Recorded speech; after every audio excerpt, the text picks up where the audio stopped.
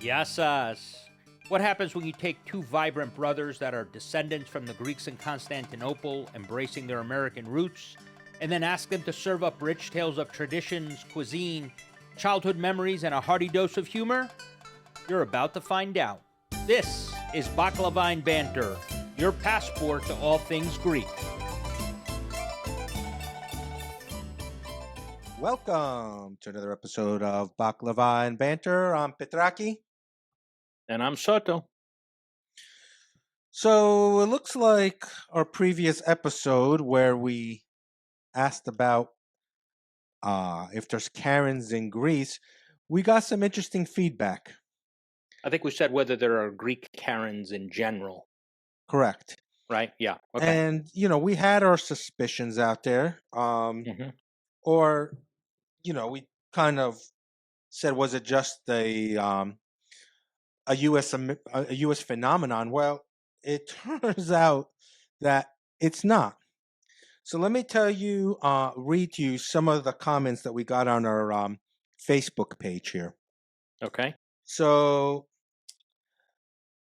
let's see. We'll start with Miltos is in Trikala. Trikala is in north central Greece. Yeah. Okay. He says, yes, we have a lot of Karen and Pantelis. So I guess that's the male version. Here in the U.S., we don't use, we use a lot of people would either use Ken or Kevin for the male version of Karen. Right. Yanni's in Athens says Katina for sure. Foti says Katina. Misha, who lives in Athens, I'm going to read this to you, okay? Because there's a lot here, and I think we should just say it. She said a Greek Karen is called Sula or Tula. Wow. Okay? They are very loud about everything, all the time. They moan about their neighbors washing their balconies because of the water dripping on their railings. They complain at the supermarket when the line at the checkout is long, shouting, let me do the translations. Why don't you open up another lane? They shout at the TV when the prime minister or any politician is on. Okay, well, thank you. I think it's just kind of an amazing that everybody has their own, spin on what Karens are. For us, growing up in the Northeast, the whole supermarket thing is just an average person. It's not like anything there. But I guess you just got to take it culturally wise, how everybody views different things. I kind of find it funny about the whole washing the balcony. That's not something that... it's not something that naturally happens here. I mean, even people who live, with the condominiums in New York City, I can't imagine somebody going out there with a hose attached to their kitchen sink, hosing it down, and the guy yelling at them, because, hey, you're dripping on my railings. That's almost a T-shirt. You're dripping on my railings. It's kind of funny when you think about it. I still think it's funny, out of all of the things that we chatted about, that got one of the most the quickest responses in terms of people commenting. Yeah.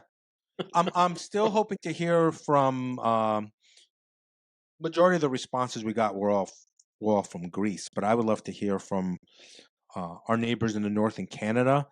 I would love to hear from the Greeks in Australia. Yeah. Like again, what do you again, the Greeks in Australia, what are they yelling about? Like, curb your kangaroo? Your kangaroo's peeing all over my lawn? Or even the populations here in the US, like Tarpon Springs, that are more that are just broader communities. Yeah. To see if there's a difference. But I think the neat thing is to hear it from somebody outside of the US. Yeah. And see kind of their perspective. Oh, yeah. Yeah. So again, I'm glad we struck a chord with people. I think, we have, as I like to say, we have the pulse of the people. You know what else I want to Exactly. talk to you? Last week when we were talking about the Greek gods, and we are talking about uh, my cat Nixie Doo Doodly Doo. Yeah. I have to tell you what happened today with my little Doodles McNoodle there. Okay, so Nix, of course, is Nixie's named after the god of darkness because she's a Russian blue and she has a lovely gray coat to her. It's like a grayish blue coat. Yeah. Very Now, my cool. little Doodles, you've met her. You know, she's not known a way. She doesn't roar. She's a little, she's a little scaredy cat. Yeah. I've told you about her misadventures with some rodents in the house and how she puts on her special forces outfit on and will stalk them down like they're Bin Laden up in Bora Bora there in the mountains of Afghanistan, and she'll take them out.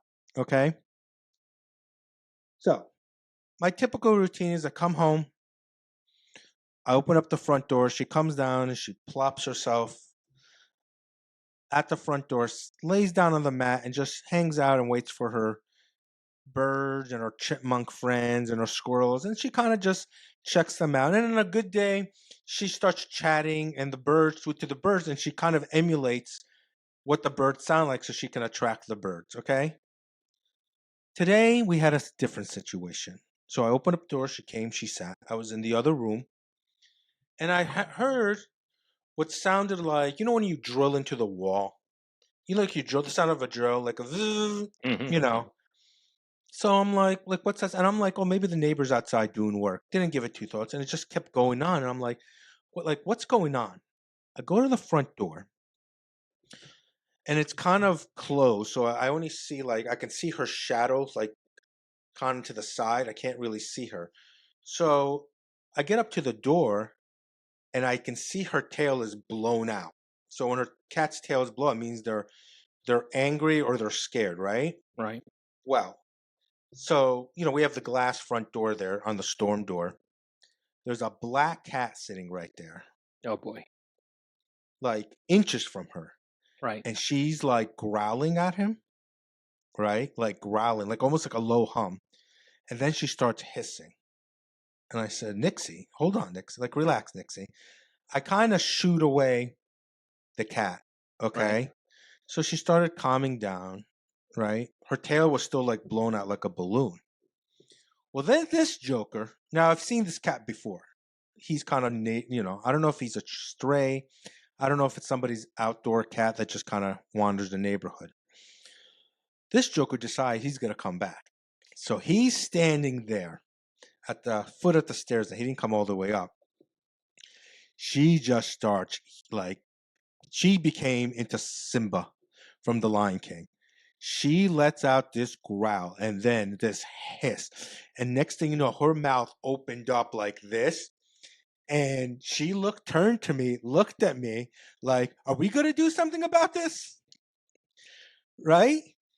So I kind of ushed them away, and she's like, okay. She fine. Took me like 15 minutes. Her tail came back to normal. I said, Nixie, it's okay. Relax. Right? I gave her some snacks. She ate her snacks. So she calmed down. Then, and then I went looking for her again before we started doing this. She's in her perch, taking a nap. Like nothing ever. But let me tell you something. This warrior, Hmm. I'm so glad we didn't have the screen up, the screen door, and we had the glass up. She would have ripped through that screen. This cat would have gotten his ass kicked today. Yeah. But that's my fun story for the day, and that's why Nixie is is the princess warriors. Now, with that being said, let's move on to our top 10 list of the week.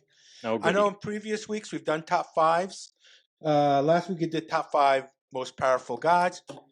Today, this one's a good one, okay? So this one, I did a little research on this. I Googled this specific topic. I came across about 15, 20 lists that people have done, kind of compare and contrast them, took the outliers out, and put one or two of my favorites in. Okay? Okay. So this is top 10 best Greek desserts. Oh boy. This should be good. Okay. Yeah. Now, before I have some honorable mentions before we continue. Okay. Yeah. So my honorable mentions are. Hey, before you start, move the microphone because you're fading in and out a little bit. Is that better? Yeah, good. Okay. So let me give you my honorable mentions. Okay. Honorable mention. Let's do it. Okay. Honorable mentions are Melomokarona. Oh, those are good. Okay. Honorable mention. Yeah, good. Bugata. Well, that's always a plus. Okay. Chureki Chudeki, always a plus. and Pastelli. You know what that is, right? Yeah, yeah. So those are my honorable mentions. Now, some people have these in their top 10, 15s. Some had some of them in their top 10. I kind of played around with it, did some statistical analysis on all the lists and which ones lined up. Yeah. I didn't necessarily, even if they were in the top 10, I didn't necessarily agree with their rankings within the top 10. Yeah. But you got to remember the people who are making these, it's to their own taste, Yeah. so whatever they prefer. So again, top 10 best Greek desserts. Now I'm going to Okay. tell you this. Number 2 is baklava. Just to put that out there. Okay. Well, we made the top Okay. two, so that's the top Well, 5. some people had a top number 1. I Sure. don't necessarily agree with that. Yeah. So some people, everybody had him pretty much in the top 5. I moved to number 2 because I was being biased with my dessert choice on this. Okay. So, yeah, drink your coffee. Let me just look over here. I'm having a frappe, by the way, just in case. Yeah, yeah. Having my frappe. I'm just looking to make sure no cheaters. And go. Galato Buraco. Otherwise known as the Galactic Booty. That's right. Number 1 answer. Really? Number 1. Wow. Okay.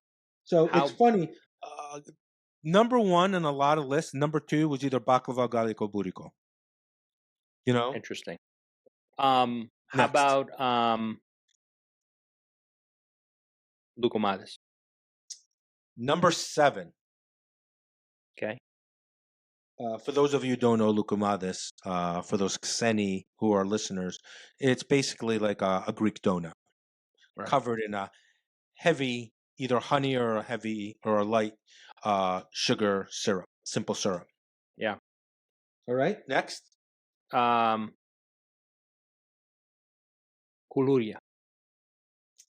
No. A lot of people have them in the top 15 for those, though. Top 15? Yeah, I mean, you can put them in honorable mention, but for me, again, they're good. I think they're like chureki in a lot of ways. Either they're really good or they're terrible. There's no real in between on them.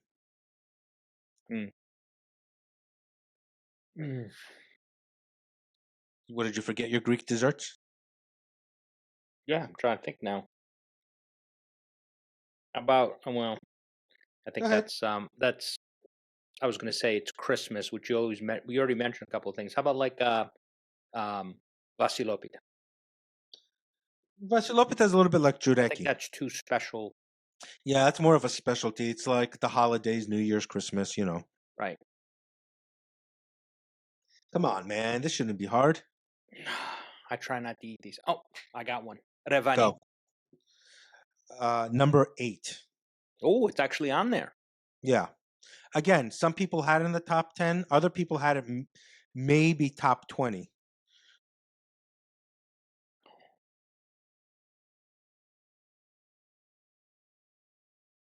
Risogalo, which is rice pudding.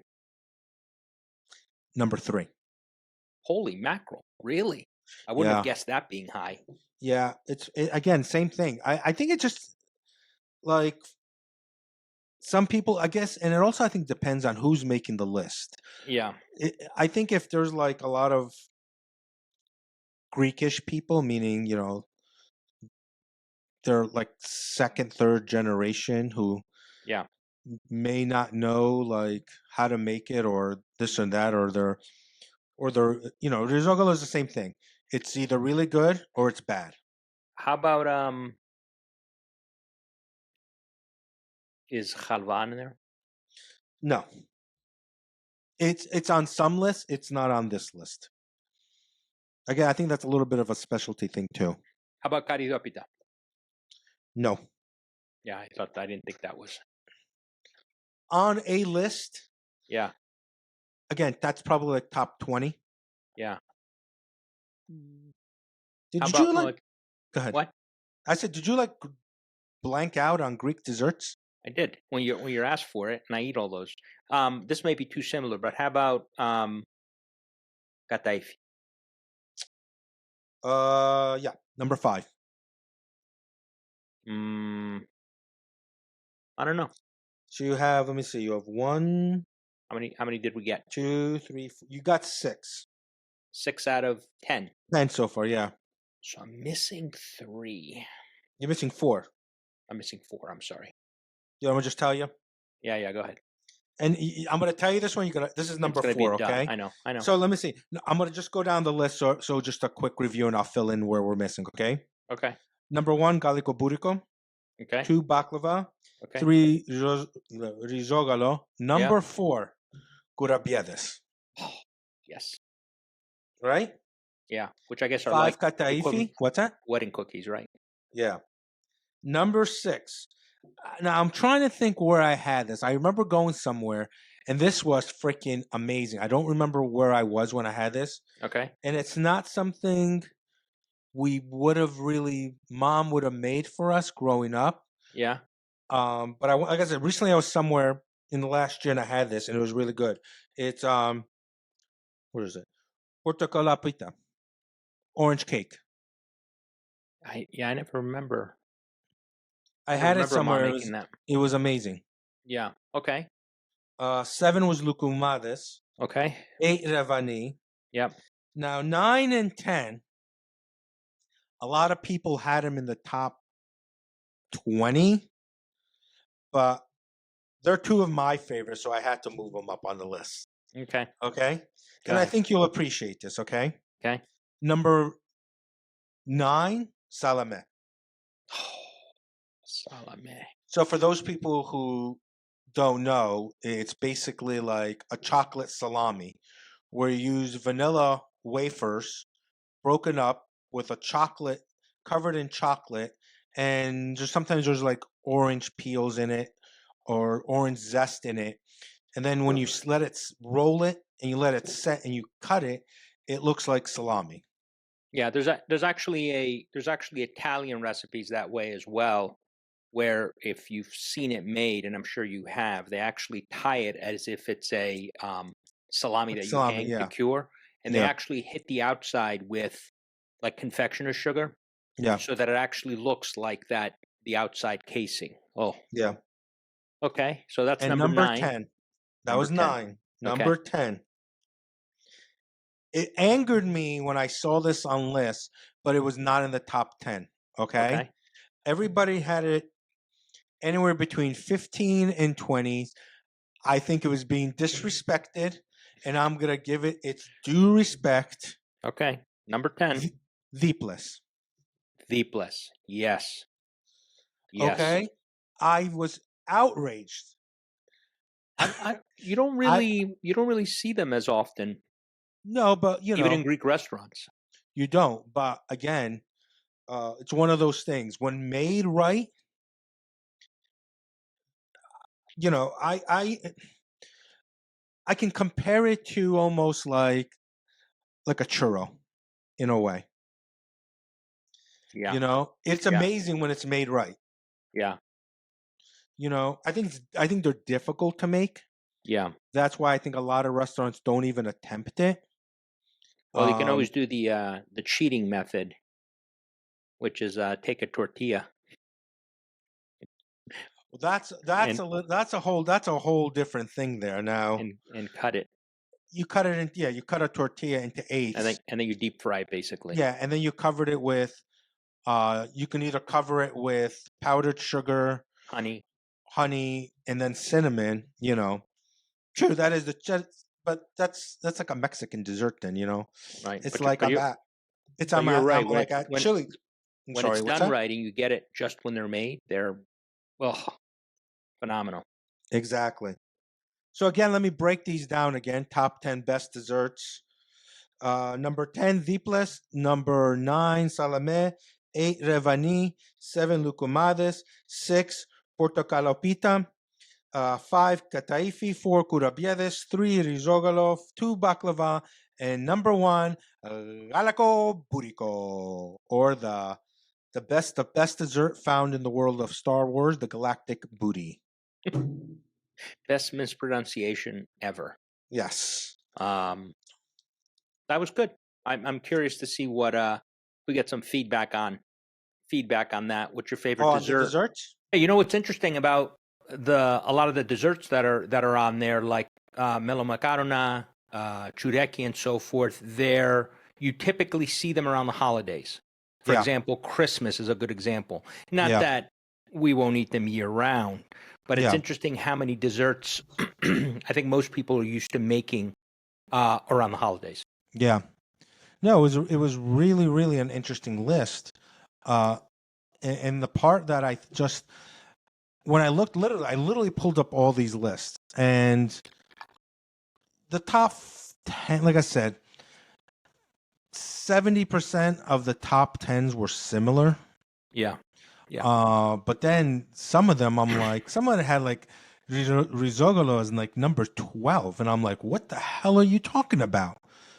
So that's why I say to you, like, the person making up these lists, they could have been, just the only place they've ever had risogalo was at a diner somewhere, or somebody made it, and they try to, they had a family friend or something that went in there and tried to make it. It was crap, because there's nothing better. There is nothing better like fresh made desserts. Oh man, it's my blood sugar would really be through the roof if Yeah. I lived.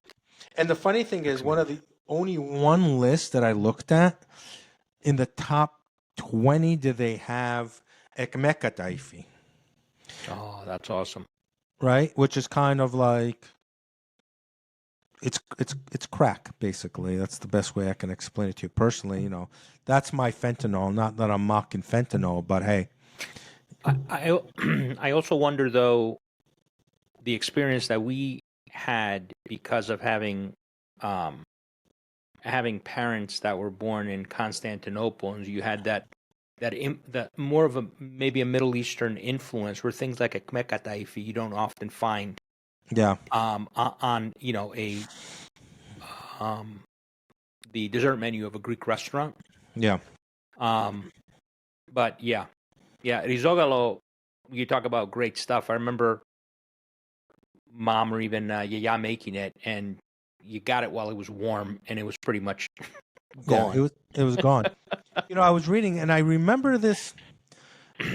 Mom would always make it with cinnamon on top, but then I was reading some people put rose water on top.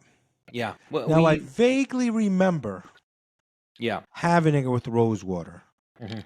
I don't know when or where it was, but Well, that's the other interesting thing, and I remember we had a side conversation with Shelley about this when we were talking about spices. yeah, Is with baklava. Most people in this country, when I make baklava for people, they go, "Oh, baklava! It has honey and cinnamon." right. And yet, the version that we had, and certainly the version, first of all, the traditional Turkish baklava is pistachios, Right. because some of the best pistachios in the world come from that part of the world. But it's simple syrup, almost equal parts sugar and water. There's no cinnamon in it, and it's Yeah. not with honey. It's not that you can't make it this way or it's not made that way. But again, you get into these variations where people know what they know, and then they try a different version and go, "Oh, Well- this is something interesting." Well, and again, the Greek version of baklava or baklava as a whole was stolen from. I don't want to. It was the recipe idea was taken from from Turkey. So, I know a lot of people. There's always that ongoing competition Right. between who created, what Right. came first. Like was it Right. this version or was it that version or this and that? that same thing can be said, if you put an Italian and a Greek together, one's gonna argue that lasagna came first, and the other one's gonna say pasticcio came first, Right. and back and forth, and you know, Right. I'm still trying to figure out, did Greeks make it to China before Marco Polo went there? And if that's the case, why do we always yell Marco Polo in the pool? Like, why don't we call why are Yeah. we not like, what's that? No, go ahead. No, that's why I'm saying, like, in the pool, do we like, do We we don't call yell like, yeah, Stelio. yeah, exactly, something like that, So, why don't we segue into the Greek invention of the week? Oh yeah. Speaking of where it was invented, so if you recall, one of the last inventions we did was the vending machine that was used to dispense holy water at temples. Well, our inventor, Heron of Alexandria, the mathematician inventor, is back again. And this time, this is almost wilder, right? And again, this is a combination of what they have found from an archaeological perspective. And as with a lot of these inventors, especially in ancient Greece, they took copious notes and so forth. So today's invention is, and this is crazy, so we're talking about 1st century CE, that ancient Greeks had automatic doors, right? Now, again, it's interesting because it was, known that in Alexandria there was at least one set of doors developed using a hydraulic system to open and close at a temple. So here again, we have the temple being used as sort of the practical application of the invention. And so the way this would basically work is Greek temples had fires burning at the altar. So the priest would go in, they would start this fire. And so what this invention did is it basically suspended a brass pot under the fire, half filled with water. And that brass pot was connected to a number of containers that acted as weights, and those were attached to a pulley system that then was attached to the doors. So when the priest came in and lit the fire, the air inside of the brass pot would start to heat up and expand, and it would force then the water out of the brass pot into the individual containers, which then started to fill, and they would start to act as counterweights. They would start descending, dragging the pulleys and opening the doors. Now, the interesting thing about this is it takes a little bit of while for a fire like the one we're talking about there to heat up and do this. So, the doors. So basically, the doors open once a day. And I'm assuming what they did, because I didn't find a specific explanation, is the priest would come in early, start the fire, and by the time the worshipers were coming, the doors would be open and so forth. And the other thing that's been said is it provided this additional kind of mysticism and suggested divine power. These doors have opened by themselves as we kind of show up. So there was a number of pneumatic and hydraulic inventions that were documented along these lines. I also read that there was a suggestion that at one point the city gates of Alexandria were also set up in some type of automated manner. But the neat thing about it is you're talking about 1st century CE, modern automatic doors powered by electricity, triggered by sensors, recognized when people came by, were actually first invented, modern invention, in the 1930s. So, but anyhow, but it's also interesting when you look at some of these inventions, especially from ancient Greece, how prolific. I mean, I guess back then you didn't have, like we do now. You create something, but then, especially if you're going to take a patent out on it, there may be at least a patent, and you have to fight against that. These inventors back then it was one after another. And the ones we know about, right? Archimedes and so forth. But anyway, automatic doors. So when you say CE, so the people who don't know what CE is, Yeah. Common it's era. so it's AD. Right. So what we did have back then was aliens. So I'm sure this is some sort of alien technology. Um, no, I surely jest when I say that. But so these doors then how would they like they would automatically open, but how would they know somebody was there? Or was it just the priest could see somebody coming and he like activated them? I'm assuming. You know what's interesting though too is, and again, I haven't looked at ancient Greek temple design other than the temples that we typically see with the columns. Where do you need a door? Do Well, you know what I mean? I you mean, got unless you go yeah, well, you got to look at the design now. There right, was at a point in time, they did have doors. It wasn't like, you right. know, over the millennia, um, they just deteriorated. I think, yes, the other day, I think, was the anniversary when the Italians bombed the Parthenon. There Oh was yeah, I saw something about that. so it's like, hell, the Germans took out, basically, we're using the Acropolis as a bombing run, like a bombing field, Yeah, So I think when you go back and you look at um temples, the Romans and the Greeks, there's a lot of similarities with regards to temple buildings. If for some reason, whatever it is, the Roman temples seem to held up a little better over time. As far as when I say holding up, uh, they're a little bit more complete. I think the Romans also have a better library where you can see the plans. I think for the Greeks, you have to remember when the Library of Alexandria, a lot of documents were stored there, and when that burned down, pretty much you lost millennia worth of information. yeah, Think about this: if they had stayed intact, right? Think about the plans or the inventions that were created at 2000 years ago. If someone came around, we'll say, 4 or 500 AD, um, and found these plans, would like something like um, some of these medieval castles, say, uh, whether it's in Eastern or Western Europe, like let's say in Prague, somewhere like that, in yeah. Austria, would their technology been different as far as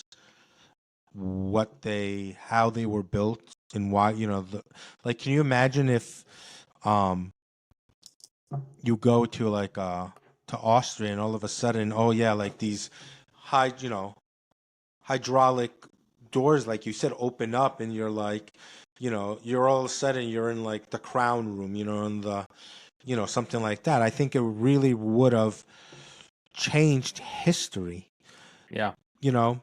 But, it's something to be said about written history compared to spoken history because written history tells, I think, a more truer story. But with that being said, we look at the written history within the Bible and we still don't know if Jesus was a good carpenter or not. So, um, So but no, weird. it's really interesting, And Yeah, when you talk about it like that, it kind of puts a new spin on the word hydraulics. yeah. Well, and I think I think with a lot of inventions, you see that originated maybe again first century with ancient Greek inventors. Yeah, You have the Romans picking it up and improving on it further. I mean, yeah, a perfect example of this, and you undoubtedly have seen it, is the recipe in the concrete that they used to use. sure. And I know Greek concrete, Roman concrete is typically what we hear. And I saw somewhere, I think MIT or Scientific America had done a either study out of MIT or one of the other periodicals had talked about how they think one of the ingredients was volcanic ash and the chemical reaction it caused. But if you look in Constant, in Istanbul at the Hagia Sophia, um, because they have earthquakes there, over the years they've been working to kind of shore up the structure without changing it. And part of what they looked at is how they can recreate the recipe for the concrete used because it holds up better than some of the modern day concretes. And so that alone just blows your mind on why some of these places, some of these temples and other things have survived for so long. And I Sure. know with the restoration that's happened over now, what is it, 20 years on the Acropolis, Yeah. where they basically took the columns apart and the precision and the way they lined up the pieces, it just blows your mind. So Aliens. Like, do you think, hey, like the aliens came, they helped the Egyptians out, and then they came to Greece, and they're like, eh. Did they just give up? Did the aliens say, nah? I don't know. For all we know, they came for baklava and Did they? Did they they got really? what they got what they needed. And I think actually they came down and they zapped the lamb, and that's how the beginning of a roasted lamb came to be. Um, but no, all good stuff. yeah, But it just amazes me how technology from 2,000 years ago almost then kind of disappears and then finds its way back into society hundreds of years later, right? yeah, Almost a millennia later, if not more. A millennia and a half later shows up, and you got some people like who are those even like when we're talking about things like we're talking about the vending machines, elevators, all these things, like, and then we see like you got, and I joke about this, but you got hydraulics doors now, like at every supermarket, every big box store has hospitals. It's everywhere, right? right. But does some great 20, 20, 30, 40 generations later ancestor of Huron goes, oh, I'm gonna put in a patent in for this thing, and I'm gonna every door that was built, I'm gonna make a little gold on this. Yeah, And then you gotta wonder, did the doors did they go when they opened and closed like it's on Star Trek? yeah, You know? right.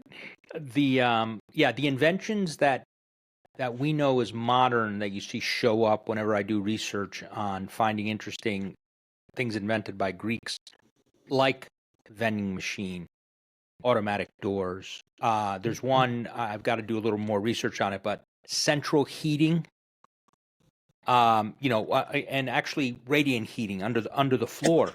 Yeah, Those are the ones that you're like, wow, yeah, you yeah. I know? think I think like heating. Yeah, I think that started in Italy. I think that was the Vesuvius Heating and Cooling Company. So yeah, yeah, hot.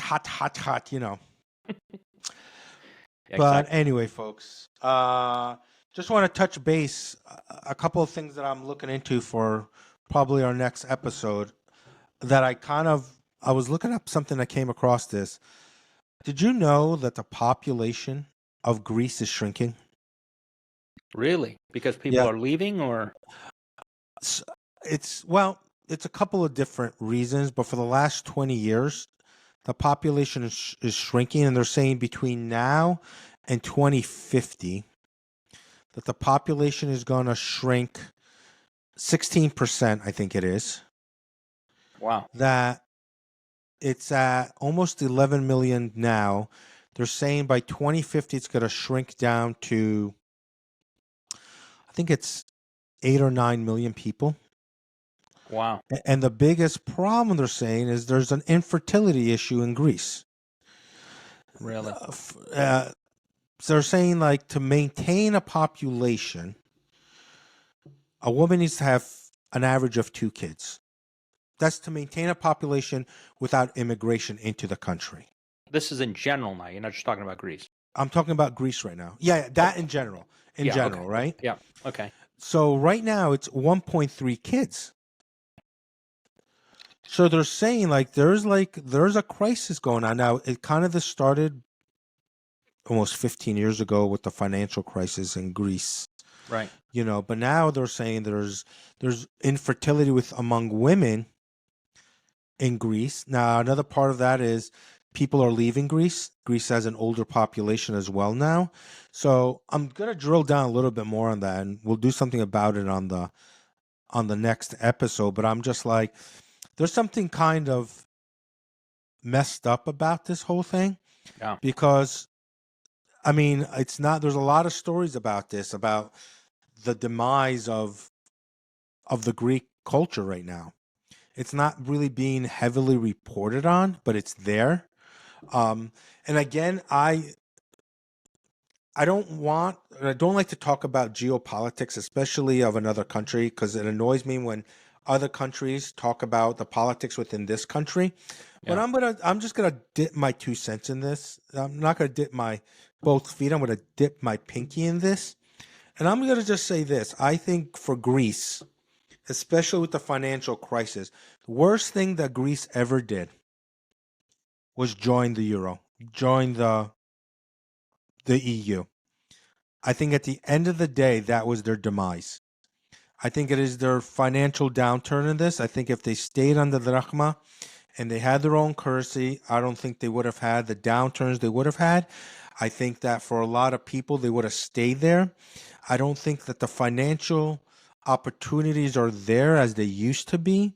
And I think this is something that the current Greek government, current leaders in Greece really need to do something about this, because you're going to get to a situation where 100 years from now, 150 years from now, if something doesn't get done now, the Greek culture, you could have a future Aztec Mayan situation there, where Yeah.